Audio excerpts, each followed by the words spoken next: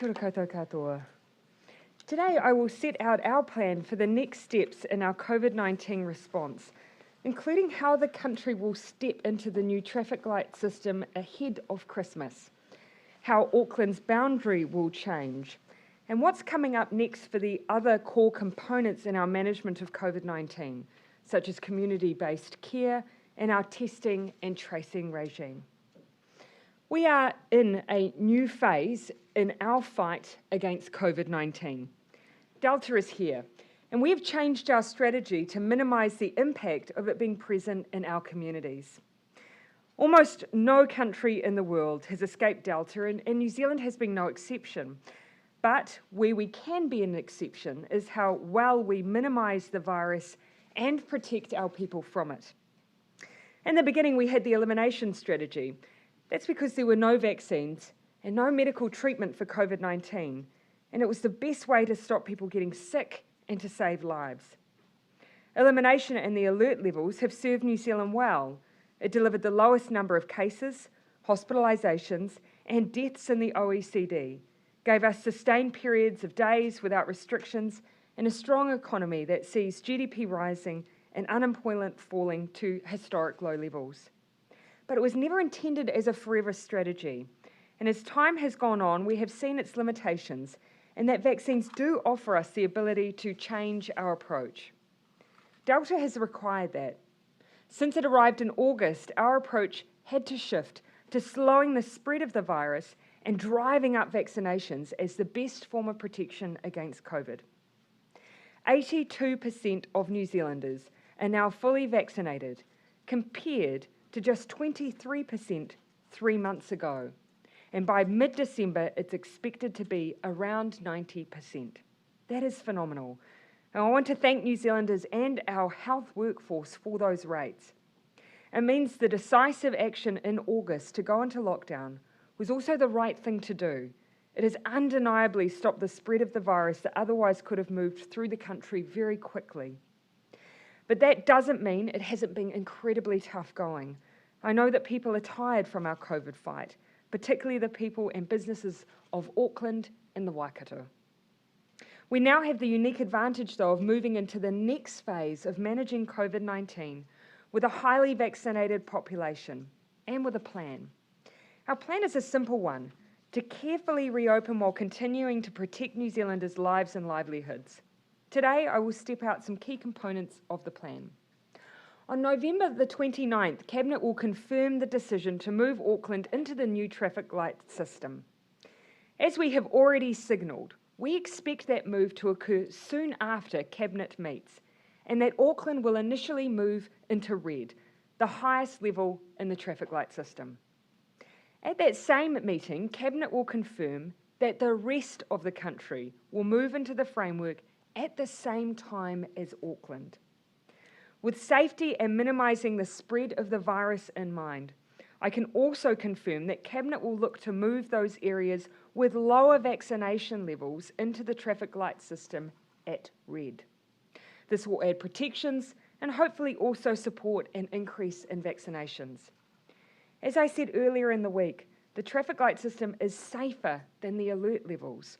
For example, currently in a region at level 2, everyone can go into a hospitality setting, vaccinated or not, with the level 2 key restrictions of seated and separated.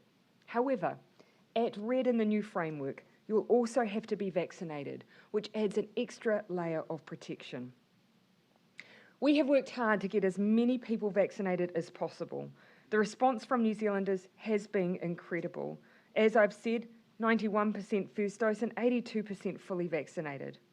We know there are still some making the decision over whether to be vaccinated, but we need to make decisions now that will protect them and others. It's a very important point I want to highlight. The new system recognises disparities in vaccination rates and the risk of the virus to vulnerable communities. The government is working with iwi leaders and Māori health providers to keep accelerating the Māori vaccination campaign. And we remain committed to working with and supporting those who are hesitant about getting the vaccine. And our job isn't done until everyone has that opportunity to be vaccinated. But the framework helps protect unvaccinated people in the meantime by minimising spread. All in all, the traffic light system is just better designed for our new strategy to minimise and protect against COVID-19 and is more fit for purpose than the alert levels. It also offers greater incentives to be vaccinated and greater protections for those who are and aren't. That's why it's time to get ready to move.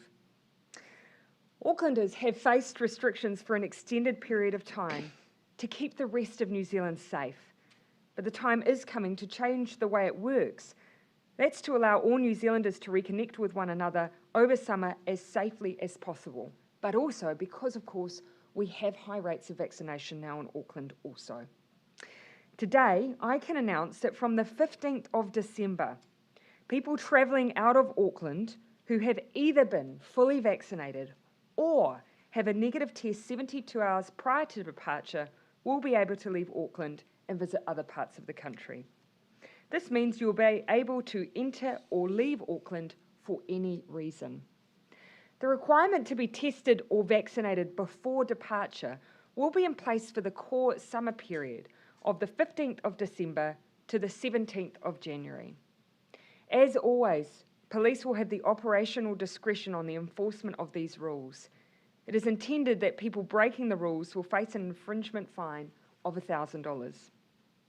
A significant amount of movement happens across the country during this period, so we have added this safety net to reduce spread, but have also been pragmatic.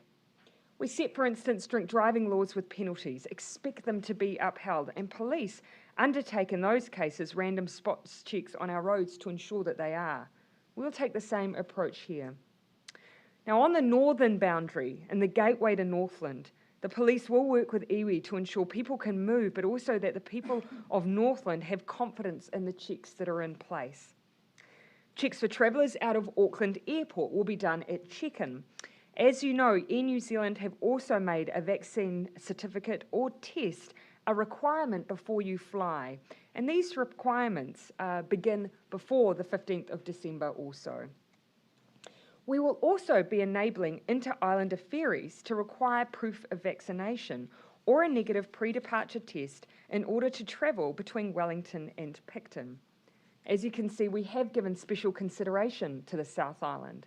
The combination of the vaccine or testing requirement for Air New Zealand, combined with the ability for the inter-islander to operate the same regime, will mean all entry points to the South Island will be well covered with checks to try and slow any potential spread to the region.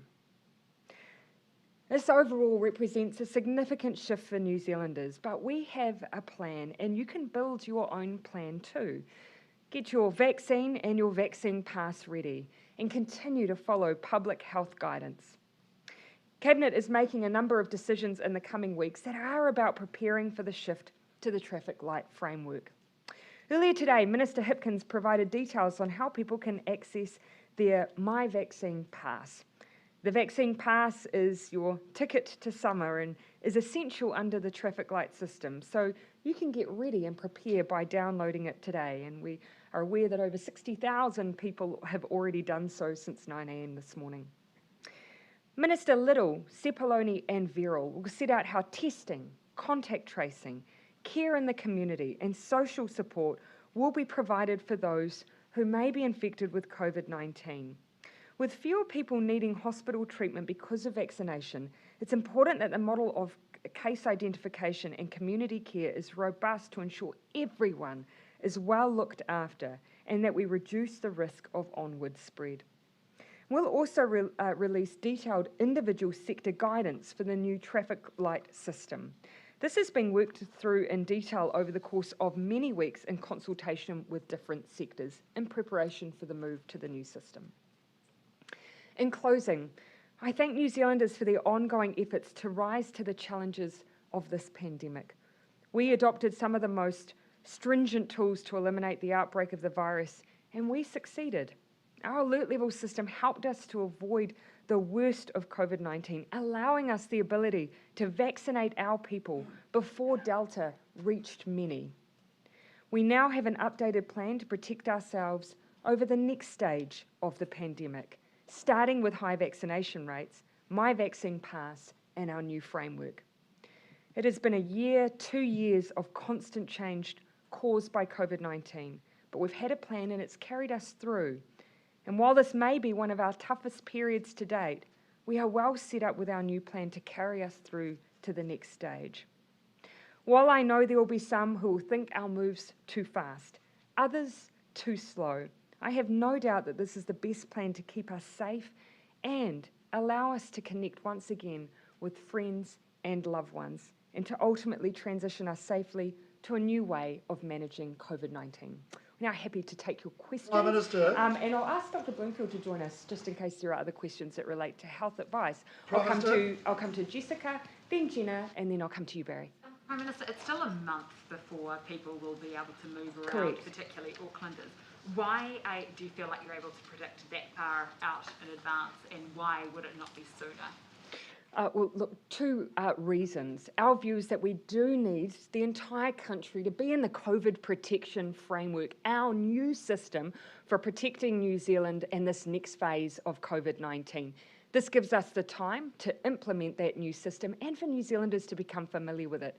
Also, we're already at 91% first doses for New Zealand. This will give additional time for people to continue to be vaccinated. The traffic light system, it gives more protection than the level system. Why has it taken us until the end of November to switch over to that? As you will have heard me say, we have had a phenomenal increase in vaccination numbers over a short period of time in New Zealand, and that is what was required to make sure that our next stage of taking on COVID-19, that we were best prepared for it. This framework does offer us greater protections than the old system, but that's because of vaccines and our ability to use vaccine passes. When you move those lower vaccinated regions to red, what is the threshold for them moving out into orange? Do they have to hit 90? And look, that will be a key consideration. Vaccination levels will really in the future be part of our consideration for when you see different regions move into different levels of the system. So that for that first initial decision that we'll be making on the 29th of November, one of the most important factors will be vaccination levels. So please go out and get vaccinated. It will determine whether or not where you live goes into the system at red or orange, and it determines the amount you'll be able to do. The other point I want to make is for those who may say that they have concerns about areas where we have lower uptake of vaccines, that red level does provide extra protections, both for the unvaccinated and the vaccinated, and that's why it's so important we prepare to move. And January the 17th, from then on, is that new normal? Everyone can go everywhere and it's likely we'll all be in orange and back to living life? So by the end of that summer period where most people have taken a summer break, our vaccination levels will be even higher again. We will have used testing and vaccine certificates to really slow down any potential spread of COVID. But we do also need to move into a phase where we don't have hard borders in New Zealand anymore. They were always temporary. By actually pushing that out into January allows us to keep driving up those vaccination levels, get the new system in place, and be the best prepared that we can be. On those hard borders, does that include the international border if people can move freely within New Zealand? We'll have separate announcements to make in that regard in due course. And the checks that are happening at Auckland Airport, why are they only happening at Auckland Airport if people can move all around the North Island? So obviously here, this is specific to what's happening with the movement of Aucklanders. Air New Zealand has this requirement for their use of domestic travel generally. So this is me just speaking to what an Aucklander will experience, but as you know, Air New Zealand have put in a vaccination certificate or testing requirement for travel across their network. If I can add, Prime Minister, we've worked with Air New Zealand to make sure that our vaccination certificate digital regime can interface with their booking and checking in systems to try and make that as seamless as possible for people. Yeah, Barry. Prime Minister, it's almost a month now before people can come and go freely from Auckland, with restrictions. To follow up on Jess's question, why not sooner than that, so that people, particularly people that have to take their holidays a bit earlier, why shouldn't they be able to move? The first thing I'd say is that Aucklanders, of course, will experience a change and a lowering in restrictions, before we get to the 15th of December. So things will materially change for Aucklanders before that point. The reason, though, that we're not altering our boundary requirements then and allowing that freer movement of travel is because, of course, it impacts on the rest of the country as well. So by the time we get to the point where we will see Aucklanders moving, yes, albeit with either vaccine or proof of test, is because that allows us to get those vaccine rates across the country even higher again, which is an extra layer of protection as well. Why shouldn't the same rules apply to people that have been trying to get back from Australia, for example, in the ballot system? Will that change, and will they be able to now look at these rules and say, look, they could apply to us? I'll let Minister Hipkins speak to that. You'll already see, of course, that we have materially changed the managed isolation requirements, halving the time that individuals are now in managed isolation. And that is step one of what will be an ongoing change in requirements at our international border. I'll perhaps let Minister Hipkins speak to that. To be very clear, we haven't made decisions about further changes at the international border at this point, and we'll work through that. But one of the things that we have to consider is cumulative risk. So even if we are dealing with 100 to 200 cases in the community in New Zealand today, the changes that we make at the border could significantly increase the number of people travelling across the border, and even if, therefore, if the positivity ratio stays about the same, so even if we're getting even 10 cases per 1,000, if we're having 5,000 or 6,000 people per day coming into the country, that's another 50 or 60 cases potentially coming into the country. And so we have to make sure that we're ready for that, because cases coming across the international border aren't in our contact tracing system, whereas the local community cases already are in our contact tracing system. So we have to deal with cumulative risk, and we can't just simply throw the floodgates open. We want to do this in a managed way that means that we can continue to control COVID in the community. Can we say though that there will be more people being able to get back from Australia this side of Christmas? I've had a son that's been waiting for 3 months in the ballot system and has missed out. Well, Barry, as the Minister has pointed out, we're moving through all of this in phases. This is a considerable change in the way that we have managed COVID-19, and we're ensuring that we step through these changes deliberately and carefully. What we have said around the international border is that the next phase for us will be removing the thing that has caused the greatest constraint by allowing self-isolation.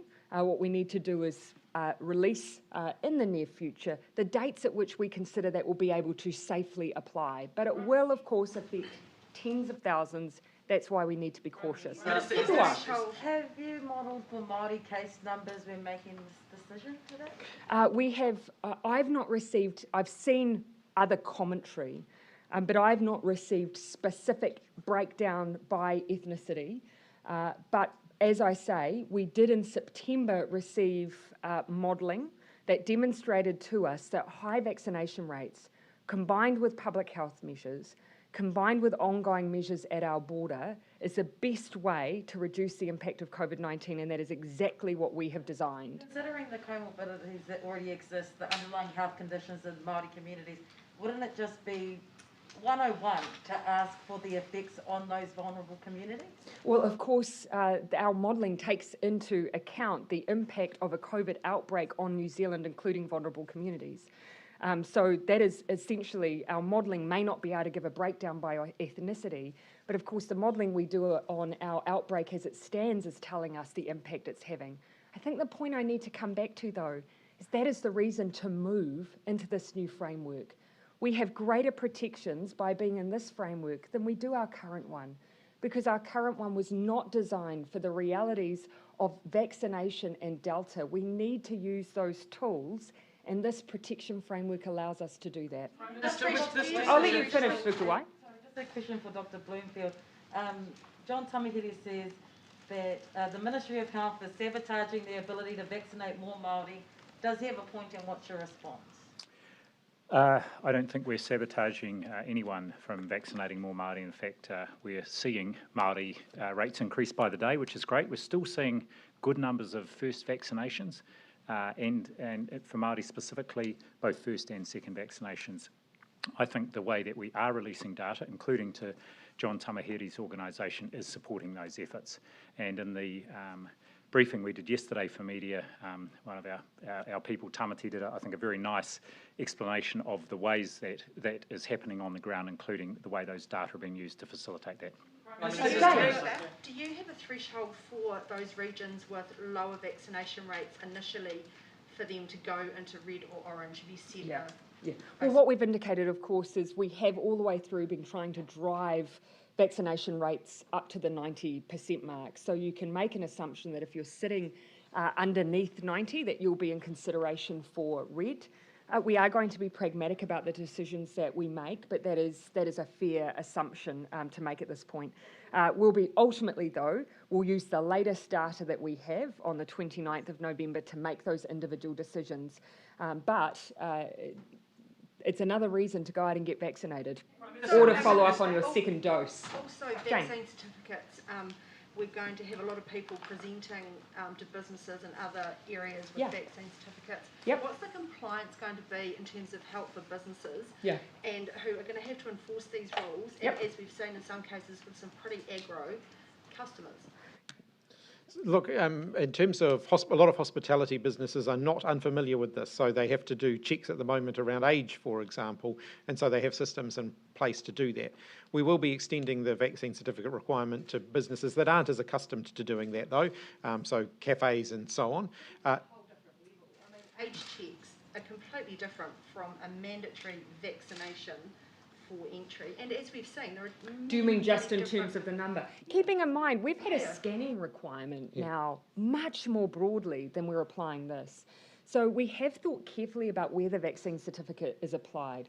Ticketed events, for instance, they've already thought about how to integrate this process into ticketing.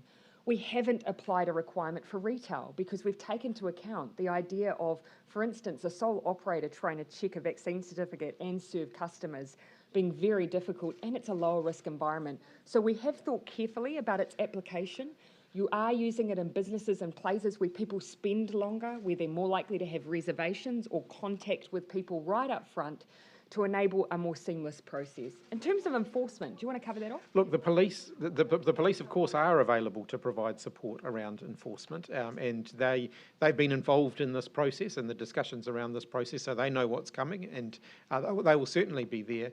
The infringement regime that I think will pass its way through Parliament this week, all things going according to plan, provides us with some additional tools there as well. What's the concerns, though, about that aspect of the system, given some of the behaviour, the attitudes that we're seeing, that businesses are going to have to be dealing with it, and it might be pretty confronting. The first thing I'd say is, look, over 91% of New Zealanders now have had their first dose of the COVID vaccine. So a large portion of the population, obviously part of the vaccination program, obviously willing and inclined to go out and to get their vaccine pass. The second thing is we're not the only country to have done this. Many, many others have already implemented such a pass. And so, yes, we can look to some of their experience. We will be and are working up sector by sector guidance to support the implementation of this requirement, and through its implementation we will keep in touch with representative groups such as hospitality to see if there are other things we can do to support those who are enforcing this in any way to deal with potential issues they may face. We do have time, everyone. Claire? Is it me? Yes, Claire. Oh. People who have children and want to cross the border, does the vaccinated or testing requirement apply to them? No, not for under 12s.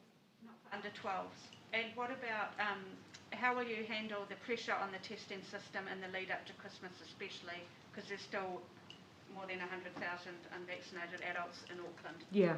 So a couple of things on testing. Of course, yes, there are. Obviously, this is only applying to those who are choosing to move out of Auckland over that period. Our hope, of course, is that anyone who wants to move around that border or around the region will seek to be vaccinated, because it will be a lot more straightforward than getting a test every time they depart. In terms of some of the requirements, of course, this allows us to change up to align the current testing requirements that apply to everyone who is currently moving at the border. So there will be the ability to potentially get some efficiencies there in our testing system. We have, from memory, anywhere in the order of 80,000 people over a 3-week period getting tested as part of our existing surveillance testing at the border. Claire, I'll let you finish up I'm that one. not quite done, sorry. Yep. For people who want to go into Auckland for a visit and then leave again, Yep. they're allowed in, but they still have to have the test or vaccination pass to get out again? Correct. Yep. And then that's where, if anyone wants to day trip, it is advisable. It is much easier if you're vaccinated to come and go, because obviously you would need to stay and return a negative test before you can depart. Would rapid antigen testing be accepted as an acceptable negative test? At this point, we're advising it would be PCR, but we haven't ruled out potentially any changes in the meantime. Not saliva, just PCR. PCR, saliva or nasal. Prime Minister, is today's announcement an admission that the idea to get all DHBs to 90% before any movement, was that a failure? No, not at all. In fact, you can see already nationally 91% first doses, and we have high confidence that there will be a number of DHBs who will be in that 90% space. However, we have to balance, of course, against those high rates of vaccination, the need to also use the extra protection that this new framework provides, and it does provide greater protection. So we're being pragmatic about this decision. Then why initially did you not go for a blanket 90% throughout New Zealand rather than the DHBs? We still, and I do absolutely believe that has helped us to focus on lifting rates in individual locations, and we will continue to focus on that. And as you'll see, we're not moving New Zealand in a blanket way. We will differentiate. Those areas that are lower will look to move into red. You remember at the original announcement, we talked about moving the rest of the country into orange. So this is a way that we can acknowledge if an area hasn't reached those high vaccine rates. Just a question for Dr. Bloomfield. Was this, has Cabinet followed your advice on here, or what was the Ministry of Health's advice on the December 15th move? Yes, our advice was, and I don't know if it was actually codified in the Cabinet paper, but it was definitely to support the whole country going on into the new framework at the same time. And as the Prime Minister has said, it just affords a lot higher level of protection from the current alert level 2. We are seeing cases, of course, despite best efforts, escape from Auckland, and having all regions of the country being able to move on to the protection afforded by the vaccination passes sooner rather than later was our very strong advice. December 15th date. The December 15 date for the removal of the boundary around Auckland, yes, that's correct. Let me see where I'm going to come to. Yeah, Luke, and then I'll come across to you. Obviously, the focus today is betting in, either orange or red when it comes to it, start of December. I actually think for Aucklanders, the focus will be on the 15th of December. Yeah. Tell us a bit Different about priorities. alert level green. So obviously there's going to be a bit of COVID all over the place. What will we sort of be looking for to move places that are in orange to green down the track? Big focus for us today is first advising really clearly to New Zealand. On the 29th of November, we will be confirming the decision to move Auckland and the rest of the country into the new framework. That will occur very soon after that meeting. At that meeting, we will determine what level the country is moving into, and regions that are lower in vaccination rates can expect to go in at red. At that November 29 meeting, we will also work through and share a bit more detail on what it will take to move. But right now, my strong message to the whole country is prepare for the new framework. It will provide us with greater protections. It's part of our new phase in our COVID-19 strategy. And we need to make sure that everyone is ready to go with their vaccine passes, and as businesses, ready to operationalise the new framework because it's coming very soon. So when that's announced on November 29, there'll be more information about the movements. some of the movements and about what it will take to move up. But a core component, as you can see, is vaccination levels. Yeah. Just quickly for Dr. Bloomfield on the Christchurch case. It said they attended an event in Auckland and came back down to Christchurch. What was the nature of that event? Yes, I understand that was a tangi, and the other point I would make here is that the person was fully vaccinated and travelled to Auckland and then returned and became symptomatic. And also, I understand it's a family member in Auckland whose case that they are linked to, so took all the appropriate actions. So again, we've had this before in Christchurch and been able to, with early intervention, with testing and contact tracing, just isolate that and get around it. On the traffic light system and on these DHBs being in red if they're quite low. Regions. Regions. Are you? I guess that's one. Is it TLA? Is that the region you're using? And are you using it as a punishment? Because the red's supposed to be if the health system's under risk. But if there's no COVID in a place, the health system's not under risk, even if there's low vaccination rates. Yeah. And also it notes action needed to protect at-risk populations. And of course, one of the precursors that we set for moving in was high vaccination levels. So it will be a determining factor for where you enter into the system. Now, that is not to say that you won't be able to move up or move up relatively quickly. But as we step in, you will see us be cautious and conservative in our stepping in. And you'll remember we did the exact same thing for the alert level system. When we moved into it, we moved in and then very quickly moved up to the highest level. And in part, that's to allow it to bed in, to see the impact of the new framework, to see the impact of what we may see as that extra movement from Auckland. We're going to be very cautious about the steps we take here. Would you expect somewhere like Wellington or Dunedin to move in at green, given there's no community COVID? No area will step into this new framework at green. For the very reason that I've outlined, for this phase of our plan, we need to be cautious. We're stepping into a new framework. The way that we can do that with the most care and to protect both the vaccinated and unvaccinated is to step in at those lower levels. The added advantage of that, though, is actually for a vaccinated individual, they'll notice very few differences between green and those other levels, because orange in particular, if you're vaccinated, you are able to do most, if not all, of the things that you generally enjoy. Come in the front, Joe. Minister Hipkins, the trans-Tasman bubble is up for review over the next couple of weeks. You've previously said to me that the biggest problem with that border is the fact that there's different alert levels and things going on across the country and what the movement would do for that. Given that by the start of December everyone will have moved into the same system, are you giving any consideration to reinflating the bubble, so to speak, ahead of Christmas for the trans-Tasman so that Kiwi Aussies can have that Christmas together? I think one of the key things that we want to achieve when we do any changes at the international border is try and do changes that will stick rather than changes that we might have to change when circumstances change. So there's certainly something that we keep in the backs of our minds. I think, as I indicated before, we do have to look at the picture of cumulative risk when we make decisions about the international border, and doing things at exactly the same time as we do them domestically potentially adds a lot of additional risk to the system all at the same time.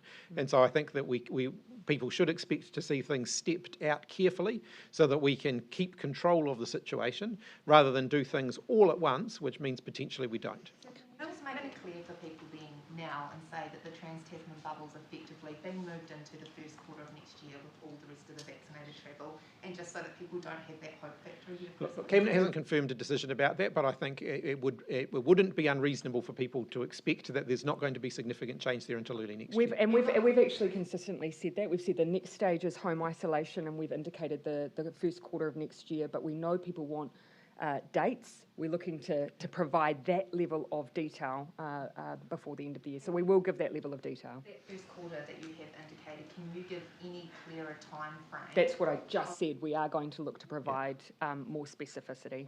Prime Minister, before the end of the year. If I may, one at a time. I will come to you, Ben, then Amelia, and then I'm going to come back over here. Just on that issue, I mean, why does the government continue to fearmonger in this regard? Like the COVID Minister references opening the floodgates or refers to cumulative risk.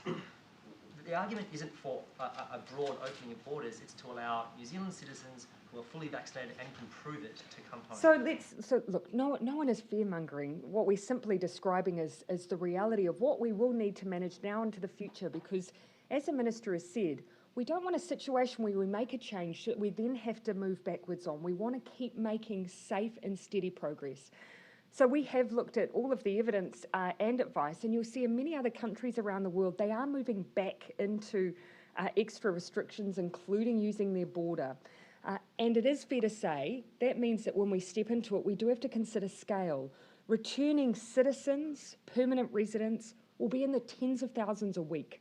Tens of thousands. We're estimating that in some cases we may get as many as 50,000 a week. So we do. Sorry.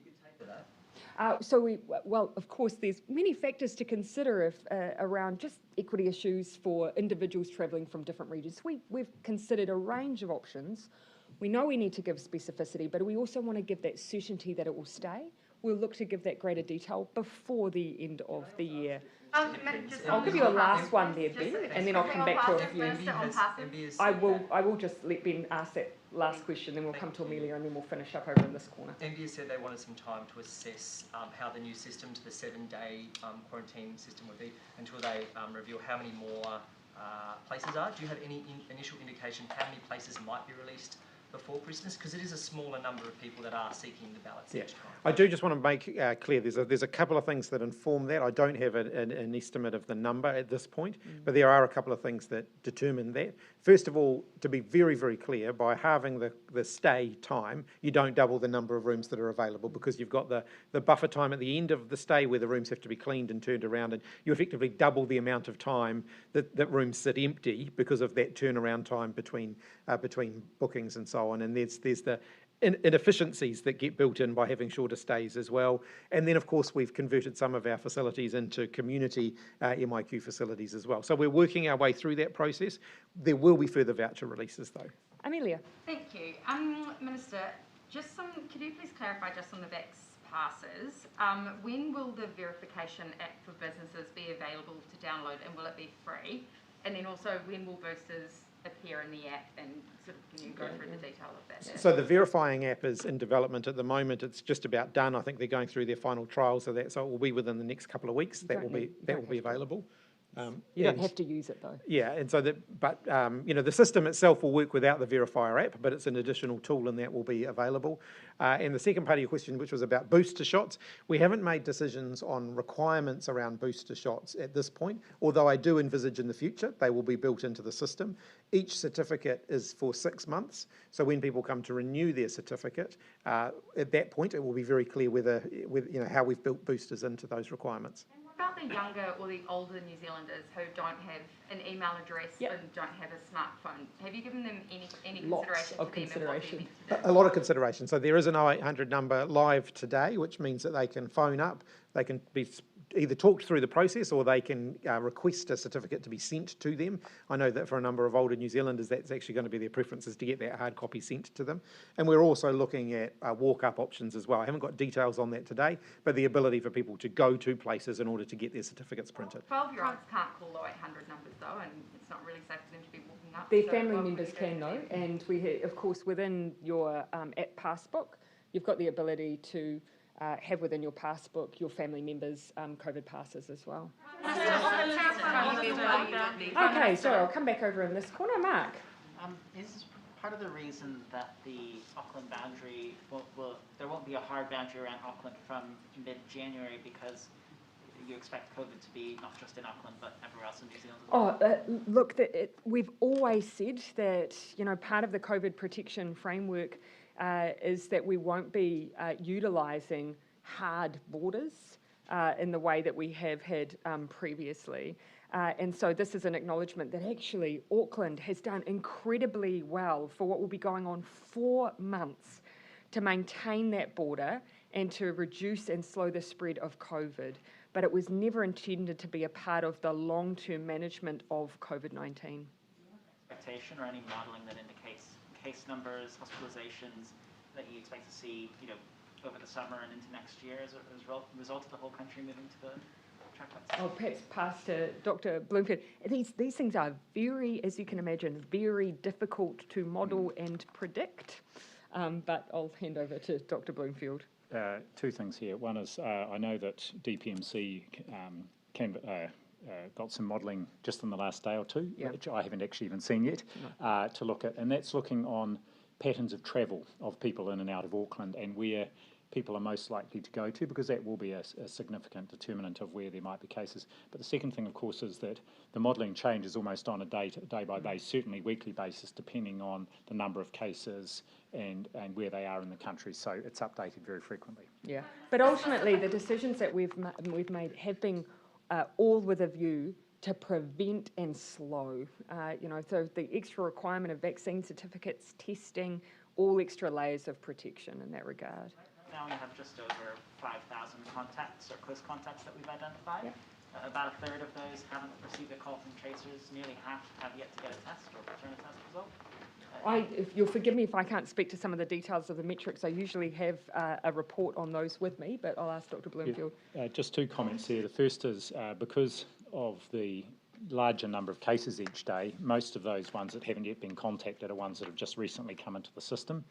And secondly, likewise with the test results, it's waiting for the, you'll be aware that the categories have changed recently, so the days on which people have tested has changed, and for some of those people it will be just awaiting that first day 5 test.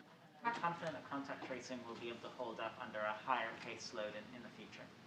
Yes, it will be, and so two aspects there. Second is the caseload, our ability to follow up a larger number of cases in the first place and identify contacts, that we're increasing our capacity there on a week-by-week basis, and I'm also confident in our contact tracing capacity,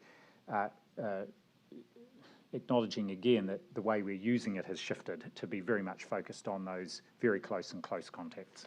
On the northern boundary, how will that look different to the southern boundary around Auckland? What should people expect? Will the police checks there be tighter? And what has So we're leaving the enforcement and decisions around enforcement and how to safely do that up to the New Zealand Police. Obviously, they have operational discretion.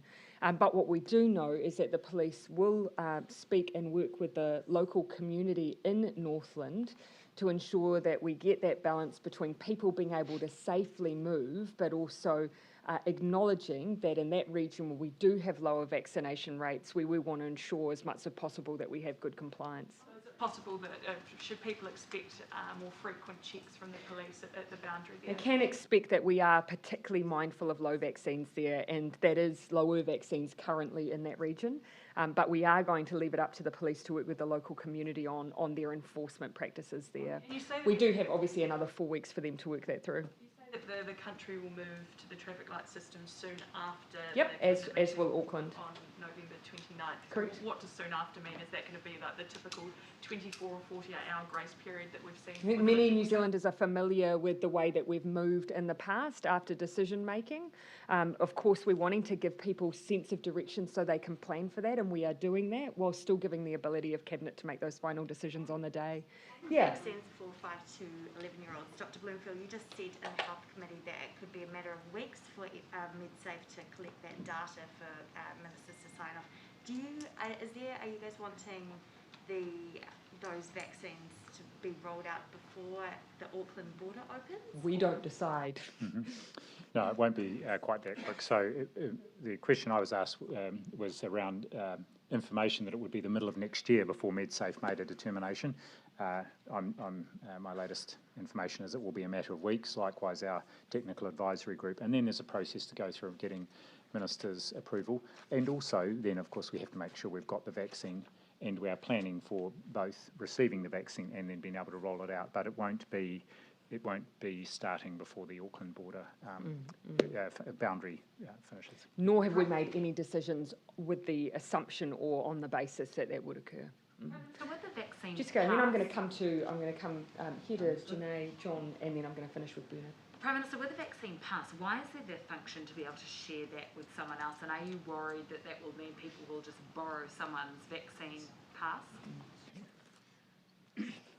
It's not quite correct. The framework allows people to do what they can do with documents that they put into their digital wallets. That doesn't mean that you can share your pass with somebody else, though, any more than you can share your paper copy pass with somebody else. Ultimately, that's deliberately designed to thwart the system, and that's one of the reasons why we will have a verifier app so that we can check. Well, first of all, you can check someone's photo identity against the pass that they're using to make sure it is their pass. The verifier app, the extra layer of protection that will add is to prevent people doctoring the passes so that they put someone else's name on someone else's pass. And so there's 3 effective layers of protection there.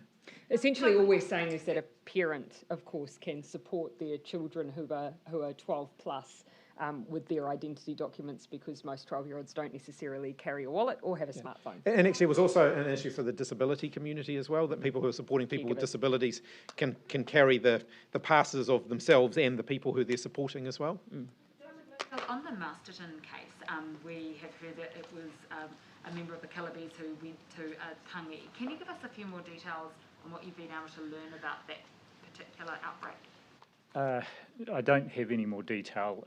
What I will say is that there is a number of our cases at the moment that are associated with the Killibees gang, and we're getting good response in terms of testing, which is important, and I want to thank them for that. But it seems our case in Masterton is separate from the other cases that are outside of Auckland associated with that gang, and it was associated with, it seems to be linked to a tangi in Auckland, but that's all the information I have at the moment. Look, if I may, I am just going to stick to the speaking order that I had. I had Janae and then John, and I was going to try before the House to finish with Bernard. Can Aucklanders still expect a move to step 3 of level 3 before move to the traffic light system? So we've given very strong indications of the timelines we expect for the COVID protection framework, which of course allows more in terms of activity and freedoms than the step to level 3.3. Of course, at this stage, I never preempt any of the decisions by Cabinet, but that is something that Aucklanders, I hope, can see that they can plan towards. Just in terms of hospitality businesses, this is kind of who it really affects. Yeah. Are you suggesting they should wait until early December or after, November 29 to reopen it and plan to not open before then? Of course, what I'm indicating is that if they're looking for that certainty, that's why we're sending those very strong signals around the COVID protection framework, because obviously in between times we're making decisions at Cabinet, and of course the very nature of making those decisions before we reach those higher vaccination levels means it's more dependent on the outbreak. John? What, if any, impact do you think today's decision will have on disinformation on social media, and what steps is the government taking to raise concerns about misinformation with social media companies? So social media companies, you'll have seen, have in some cases taken their own steps, in many cases are taking their own steps. For us, it is a matter, I think, of just continually putting out as much information on as many channels as we can, making sure that we have a range of voices who are able to access that accurate information. But I have to say, this is one of many areas where it is a new frontier as we enter into a phase where people increasingly access their information via non-traditional sources, that we will all, I think, be battling now and into the future the issue of misinformation and disinformation. We are reaching out to others to share their views on what we can do, but it is an area where I think we're all working to try and build some expertise and better understanding of how to deal with this new-ish phenomenon.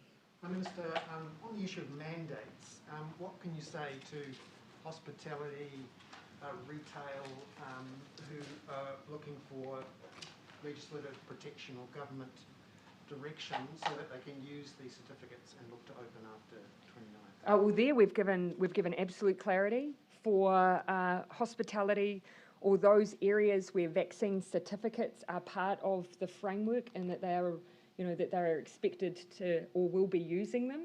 They can require staff to be vaccinated, and that's because for the very reason that actually if you have a requirement for patrons to use vaccine certificates, it's not unreasonable to expect that those then working in that environment do as well. And what about customers? Could I rock up to a place that has a vaccine mandate for staff and say, well, I don't need to provide my certificate to say I'm vaccinated for customers? So you'll see at the different levels that if you're operating with a vaccine certificate, if a business is a hospitality business, then actually they've got two options. The very simple version of explaining it is if you want to be open and you want to have as many customers as possible, you'll need to run vaccine certificates. That will require both a patron to have them and, of course, your staff to be vaccinated as well. There is, of course, so the option, if you're a business who chooses not to use a vaccine certificate, a hospitality business, you do have some options, but they are considerably constrained. I don't think many people will choose those. At Red, it means basically you're contactless, that you're still just doing pickups and drop-offs, and I don't imagine many will choose that option. Okay. Saying this would be a short, sharp lockdown? We've traversed this many, many times. Had we not had the lockdown that we had in Tamaki Makaurau, had we not had all of Auckland support New Zealand in the way they had, we would have had Delta spread across New Zealand and outbreaks everywhere. Auckland has helped the country in immeasurable ways. Okay, thank you everyone.